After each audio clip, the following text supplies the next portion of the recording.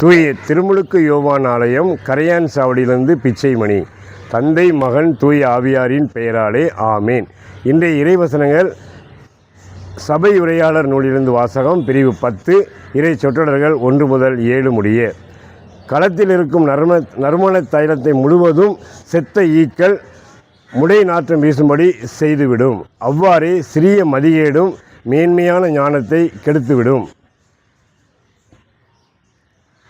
தக்கன பேசுவதையே ஞானிகள் விரும்புவார்கள், தகாதன பேசுவதையே மூடர்கள் விரும்புவார்கள்.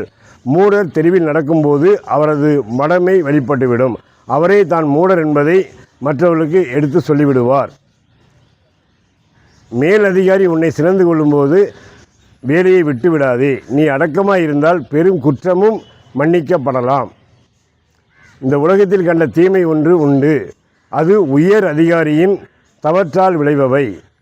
மூடர்களுக்கு அதிக வேலைவாய்ப்பு கொடுக்கப்படுகின்றது. ஆனால் செல்வர்கள் தாழ்ந்த நிலையிலேயே இருக்கின்றார்கள். அடிமைகள் குதிரை மீது ஏறி செல்கின்றார்கள்.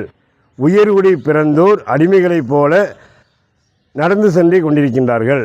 இது நான் கண்டவையே. ஆமீன். இயேசுவுக்கே புகழ், இயேசுவுக்கே நன்றி. மரியே வாழ்க.